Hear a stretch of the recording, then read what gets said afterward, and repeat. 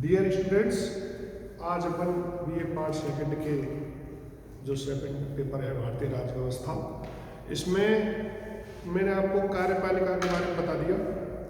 अब मैं आपको बताता हूँ विधायिका। एक्चुअली विधायिका है क्या? जैसे मैंने आपको बताया कि सरकार के जो सरकार होती है उसके तीन महत्वपूर्ण होते हैं। ठीक है, वैसे विधायिका, कार्यपालिका, क्योंकि विधायिका में से ही कार्यपालिका बनती है, लेकिन अपने कॉन्स्टिट्यूशन में इस प्रकार का वर्णन किया गया है कि यहाँ पर संघ के क्षेत्रों के बाद यहाँ व्यक्ति कि फिर उसके बाद यहाँ जैसे मूल अधिकार दिए, नीति निर्देशक दिए, मूल कर्तव्य दिए, तो फिर तुरंत ही राष्ट्रपति के बारे में बात कर ली जाती है, फिर राष्ट्रपति है, फिर प्रधानमंत्री है, फिर संसद है। तो यहाँ पर जो कॉन्स्टिट्यूशन है उसके अकॉर्डिंग अगर हम बात करेंगे तो उसमें कार्यपालिका को पहले बताया है, जबकि वास्तव में है ऐसा कि कार्यपालिका में से ही विधायिका में से ही कार्यपालिका का निर्माण होता है अपने भारत में। तो विधायिका क्या है? विधायिका जो होती है इसका प्रमुख काम कानून निर्माण होता है। ये इसका मुख्य काम होता है, चाहे ये केंद्र के स्तर पर रही हो, चाहे ये राज्य के स्तर पर रही हो। जो विधायिका है उसका प्रमुख कार्य कानून निर्माण है, ये हम जानिए। दूसरा, जो कार्यपालिका है उसका प्रमुख कार्य है कानूनों का क्रियान्वयन करना। जो कानून निर्माण कर दिए हैं उनका क्रियान्वयन कैसे हो, ये काम है प्रमुख रूप से कार्यपालिका का। और तीसरा है न्यायपालिका। इन दोनों प्रकार की स्थितियों को ध्यान में रखते हुए न्यायपालिका ये डिसीजन लेती है कि ये कानून निर्माण हो चाहे कानूनों का क्रियान्वयन हो, वो किसी स्तर पर गलत तो नहीं हो रहा है। अगर गलत हो रहा है तो उसमें रिव्यू की या फिर उनको निरस्त करने की शक्ति हमारे यहाँ जुडिशियरी के पास है। अब जो जुडिशियरी है वो एक्चुअली ऐसा नहीं है कि कोई ऐसी स्थिति में हो, अधनायकवादी स्थिति में नहीं है। वो संपूर्ण जो कार्य है विधायिका के कार्यपालिका के, उनका पूरी तरह उनको जांच के, परख के और लोक हित में और संविधान की व्यवस्थाओं के अनुरूप क्या होगा उसके अकॉर्डिंग डिसीजन लेती है। ये लोग हम जान लें बहुत अच्छी तरह से, ये जो अपने संविधान है उसमें सारी बातें समाहित है, लिखी हुई। अब अगर हम दूसरी बात करें कि विधायिका है क्या, लेजिस्लेचर, ये चीज हमको जाननी है कि विधायिका वास्तव में क्या है। जैसे हम बात करें, दो प्रकार की विधायिका हमें देखने को मिलती है। ऐसे ये दो, क्योंकि हमारे यहाँ संविधान में केंद्रीय स्तर पर और राज्य के स्तर पर दो जगह हमें विधायिका देखने को मिलती है कि एक तो होती है संघीय विधायिका, इसको तो अपन मान लें ये है संघीय विधायिका, समझ में आ रही? और ये है राज्य विधायिका।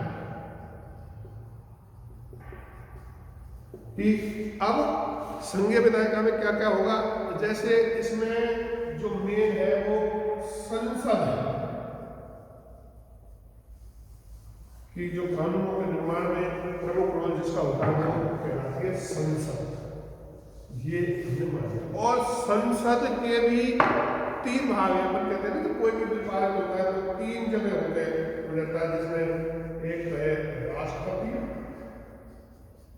दूसरा है राज्यसभा और तीसरा है लोकसभा। समझ में आई बात? ये केंद्रीय स्तर पर है, संघीय स्तर पर ये चीज हमें देखने को मिलती है। इसको हम बोलते हैं उच्च सदन, जो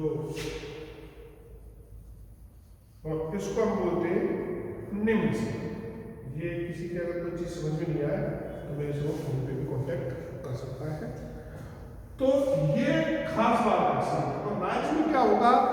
जो विधानसभा है, विधान परिषद है और राज्यपाल है। ये हमको देखने की बात है कि जैसे एक तो हो गया राज्यपाल, एक हो गई विधानसभा। यहाँ पर पहले निम्न सदन को लिखेंगे, ये निम्न है, और एक विधान परिषद, क्योंकि यहाँ पर भारत में प्रत्येक राज्य में विधान परिषद नहीं है, केवल 5 राज्यों में ही विधान परिषद की बात भारत में की गई है, जो उच्च सदन है।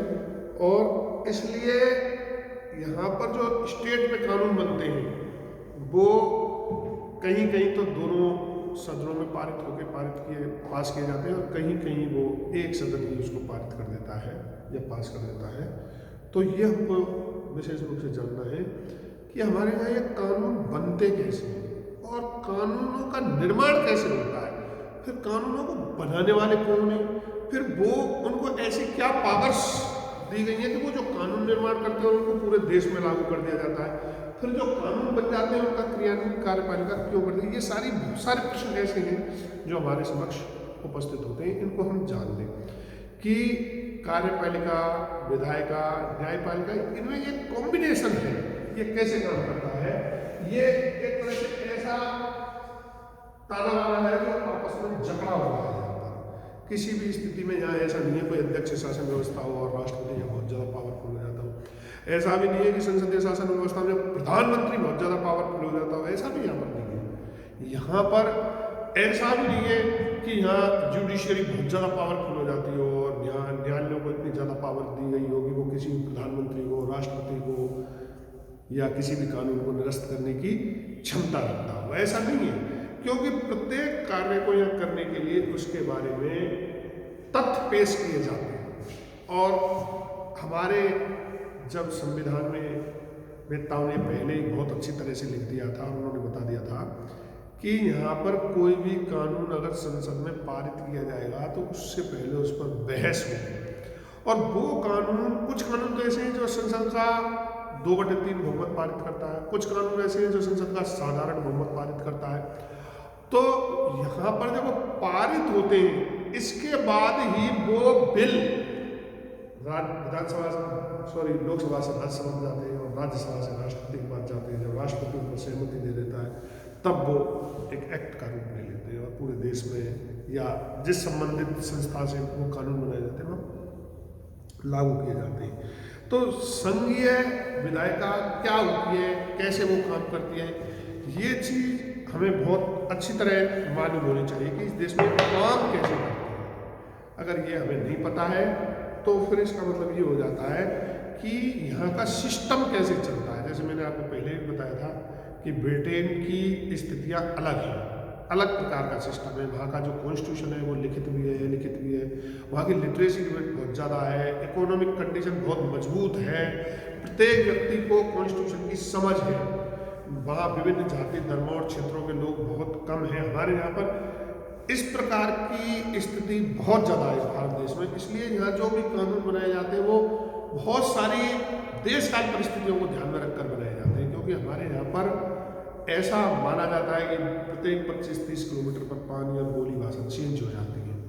तो यहाँ जो कानून संसद बनाती है, चाहे हम वर्तमान में जो कानून बनाए गए हैं उनके विरोध की बात करें या उनके समर्थन की बात करें, उनमें सरकार को एक आम जनता से सामना करना पड़ता है, तब जाके वो कानून पारित किए जाते हैं यहाँ पर। तो संसदीय शासन व्यवस्था के अंतर्गत केंद्र में द्विसदनीय व्यवस्था को अपनाया गया है, जिसमें 2 सदन हैं, राज्यसभा और लोकसभा। राज्यसभा को अपन उच्च सदन बोलते हैं और लोकसभा को हम निम्न सदन बोलते हैं। लोकसभा के सदस्यों का निर्वाचन प्रत्यक्ष रूप से जनता करती है। जैसे हमारा देश है, यहाँ पर 552 अधिकतम लोकसभा सदस्य हो सकते हैं और 545 सीटों पर यह इलेक्शन होता है। 2 सीटें एंग्लो इंडियन के माध्यम से देश में राष्ट्रपति द्वारा 2 एंग्लो इंडियन सदस्य चुने जा सकते हैं अगर उन्हें ऐसा लगे कि इनका प्रतिनिधित्व नहीं है। तो इस तरह से 547 लोकसभा सदस्य वर्तमान में चुनकर आते हैं। तो ये चीज़ें हमारे यहाँ पर दी हुई है, 552 तक लास्ट हो सकते, इससे ज़्यादा नहीं हो सकते। तो वह एक अस्थायी सदन, क्योंकि वो कभी भी भंग हो सकता है। राज्यसभा स्थायी है, अगर किसी व्यक्ति को चुन लिया जाता है 6 वर्ष के लिए तो वो 6 वर्ष तक ही रहता है। और वहाँ एक ऐसा सिस्टम डेवलप कर दिया गया है कि जो लोग चुनकर आ जाते हैं उनके 1/3 सदस्य प्रति 2 वर्ष बाद सदस्यता छोड़ देते हैं और दूसरे 1/3 सदस्य चुनकर आ जाते हैं। और स्टेट्स का बहुत बड़ा रोल होता है राज्यसभा सदस्यों को चुनने में। जिस प्रत्येक राज्य में हमारे यहाँ पर जनसंख्या के आधार पर प्रतिनिधित्व की बात की गई है, कहीं जनसंख्या 10 करोड़ है तो वहाँ से ज़्यादा मेंबर चुन के आते हैं, और कहीं जनसंख्या 50 लाख है तो वहाँ से कम मेंबर चुन के आते हैं। प्रत्येक राज्य को समान प्रतिनिधित्व जैसे अमेरिका में दिया गया है, 50 राज्य 100 सीनेट मेंबर चुने जाते हैं, जबकि ऐसा भारत में नहीं है। भारत में जनसंख्या के आधार पर प्रतिनिधित्व की बात की गई है। ये बहुत सारी चीज़ें हैं जो हम जान लें। अब अगर हम यह बात करें तो यह कभी भी भंग हो सकती है, ये मैंने आप लोगों को पहले ही बता दिया। अस्थायी सभा, लोकसभा, नॉट राज्यसभा। दूसरा तो वही राज्यसभा एक स्थायी सदन और उसका कभी विघटन नहीं हो सकता। जब से राज्यसभा बनी है प्रथम दिन से लेकर आज तक कोई विघटन की बात इसमें नहीं की जाती है। दूसरा, भारतीय संविधान के भाग 4 में अनुच्छेद 79 से लेकर 122 में 5 में उसमें तो नीति निर्देशक तत्व दिए गए। 5 में अनुच्छेद 79 से लेकर 122 में संसद के गठन, संरचना, संसद के सदनों की अवधि, संसद के अधिकारी, संसद और उसके सदस्यों की शक्तियां, विशेषाधिकार और प्रमुखतियां आदि के बारे में विस्तृत रूप से बताया गया है या उल्लेख किया गया है। क्या है संसद? What do you mean by parliament in India?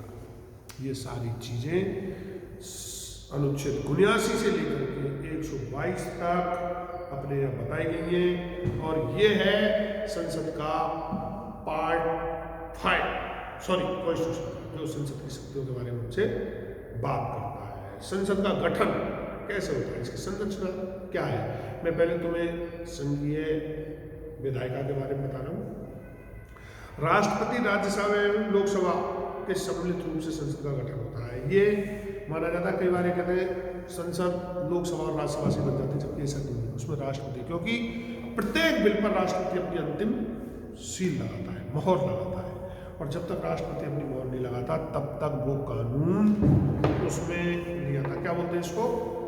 क्रियान्वित नहीं होती, या वो समक्ष, जनता के समक्ष नहीं आता। कार्यपालिका उसको क्रियान्वित नहीं करा सकती, इसलिए राष्ट्रपति की मोहर लगना जरूरी है। और राष्ट्रपति में प्रत्येक व्यक्ति का हिस्सा होता है। आप ये मान लीजिए प्रत्येक व्यक्ति का उसमें हिस्सा होता है राष्ट्रपति के चुनाव में। मैं आपको बता चुका राष्ट्रपति में। लोकसभा संपूर्ण भारत के लोगों का प्रतिनिधित्व करती है, तो राज्यसभा केंद्र में राज्यों के केंद्र शासित राज्यों का प्रतिनिधित्व करती है। इसलिए दोनों को माना गया।